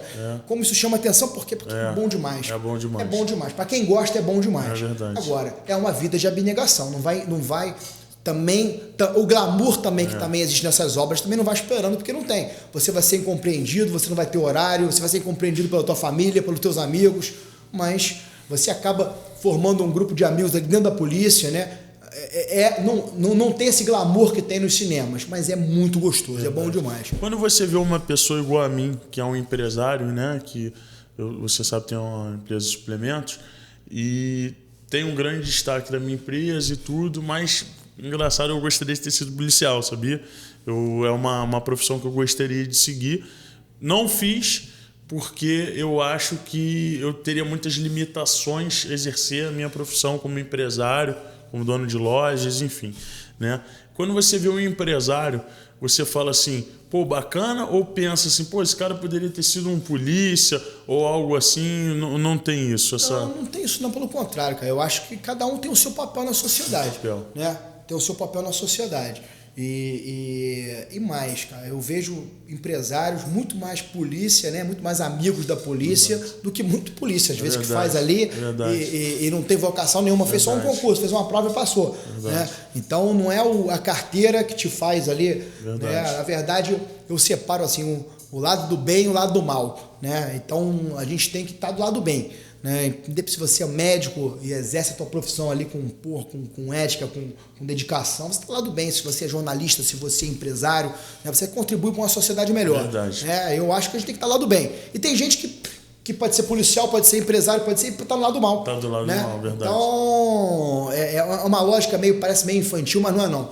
Né? A gente tem que procurar fazer o nosso melhor e ocupar o nosso papel dentro da sociedade. Procurar respeitar o espaço do outro, compreender o espaço do outro. Né? Então, por exemplo, você falou que é empresário, né? Você tem assim. E hoje eu fiz questão de trazer a medalha para te homenagear. Por quê? Porque é um amigo da polícia. Para vocês, ó, moeda e lealdade da Polícia Civil, concedida pelo delegado titular. Isso aqui é uma das maiores, a maior honraria que você pode receber de um delegado titular. Eles têm uma limitação grande dessas medalhas e é dada realmente ao amigo leal da polícia. E assim eu sou visto por ele. E é muito bom. Então, o papel que você exerce, por exemplo, divulgando o trabalho, dando voz, é um papel importantíssimo, né? Um papel importantíssimo, né? Então, cada um tem o seu papel dentro da sociedade. A própria Constituição fala que a segurança pública é dever da segurança, mas é o papel de todos, né, cara? Todo mundo tem a sua responsabilidade de segurança pública. Última pergunta, Rafa, para a gente finalizar. Foi uma entrevista maravilhosa. Eu quero fazer outra, tá? Pô, bacana, legal. E se você voltasse a 13 anos de idade, tá? 13 anos de idade, e você achasse uma lâmpada mágica, vamos dizer, né? Ou Deus viesse até você e falar: o que você quer ser quando você crescer? O que você responderia? Pô, cara, é uma pergunta difícil. Eu sou muito feliz no que eu faço, né? Sou muito feliz com o que eu faço, apesar de muitas dificuldades, né? Se eu pudesse escolher o que eu faria... Qualquer coisa. Você pode ser qualquer coisa. Agora você fala e você... Eu tenho muito orgulho de ser delegado de polícia, né? E acho que seria uma... Né? Não consigo pensar assim num desejo assim que... Viver o que você vive hoje. Viver o que eu vi. Talvez, parabéns. Claro, né? Com outras ferramentas, né? Porque o trabalho policial é um trabalho feito também de muias frustrações. Cara, sim. Você vive uma realidade muito pesada, né? Muito pesada. Crimes. Né? E assim, vamos lá. Isso é importante. Você vive num meio pesado. Por isso que a importância da equipe, né? Que você te blinda ali, né? E vive num meio pesado. O que te blinda contra isso? É o sentimento de justiça. Você fala, eu tô lutando contra isso. Né? E qual é a maior dificuldade que eu enfrento? Aquilo que tira mais a minha energia são as frustrações. É você investigar, pegar o cara, esse cara daqui a pouco é solto. Perder um amigo de trabalho. Você não conseguir fazer um trabalho porque porque não tem meios, porque... e essas frustrações, né, então, se eu pudesse escolher, né, eu gosto muito do que eu faço, mas eu gostaria de ter menos frustrações, né? de ter uma legislação mais eficiente, de ter mais condições de trabalho, de viver numa outra sociedade, numa sociedade que eu imagino aí que a gente tenha que chegar um dia, né? Mais madura. Enfim, eu acho que era profissionalmente eu sou muito feliz, né? Você perguntou profissionalmente, o que eu pedi? Sim. Profissionalmente eu sou muito feliz, né? Vou até voltar à questão lá do que você falou da política e tudo mais, por isso que eu só me candidataria se eu sentisse que eu poderia mudar essa realidade. Sim. Né? Traduzindo a isso, né? Então, se eu tivesse uma lâmpada mágica, eu não precisava nem me candidatar a nada. Sim. Certamente eu não seria candidato, porque eu teria uma lâmpada mágica ali que faria o que eu gostaria de fazer. Então, eu seria mas acho que é mais ou menos isso. Acho que eu teria hoje, né? Acho que o trabalho que eu tenho, mas com menos frustrações, com mais condições de trabalho, com mais reconhecimento, né? Mais ferramentas para você motivar a tua equipe, que às vezes você vê aquele policial que se dedica pra caramba, eu falo, caramba, eu queria tanto dar um prêmio para esse cara, eu queria tanto, a gente não tem essas ferramentas, né? Eu queria tanto motivar ele, queria tanto poder retribuir, né, o que ele doa para a delegacia. Ontem eu pensei nisso, eu saí da delegacia com a minha equipe lá 2 horas da manhã, eu falei, caramba, cara, eu não tenho nenhuma maneira ali de agora de... Dá uma moeda de lealdade para cada um. De prestigiar os caras, né? Falar, esses caras aqui vão ser promovidos. Então, eu acho que seria isso, né? Muito bacana. Esse foi o Rafael, o delegado titular. Foi uma pessoa espetacular. Eu gostei muito de conversar com você, de verdade. Fica o convite aqui, tá? Para ele voltar aqui com a Isabelle, né? Pô, uma honra. Vai ser um grande prazer, tá, Rafa? Muito obrigado aí pelo seu tempo disponível e obrigado por me ensinar muita coisa e com certeza vocês também aprenderam muita coisa. Eu que agradeço demais esse espaço. Também aprendo demais, né, cara? Porque a gente aprende todos os dias, né? Eu aprendo todos os dias. A minha profissão, a gente aprende com a vítima, a gente aprende com o teu policial, a gente aprende o tempo inteiro. Né? Quando a gente acaba de aprender, a gente morre, né? Verdade. Então, é um bate-papo muito legal que eu também, você estava me contando a tua história de vida aqui, meu Deus do céu, né, cara? É uma história que a gente tem que admirar demais e servir como exemplo, né? Então, certamente saiu daqui também uma pessoa um pouquinho melhor. Para mim foi uma oportunidade, cara. Obrigado de verdade. Muito obrigado a todos vocês. Esse foi o RM Podcast hoje e muito obrigado pela audiência de todos vocês, tá? Muito boa tarde, um abraço, tamo junto.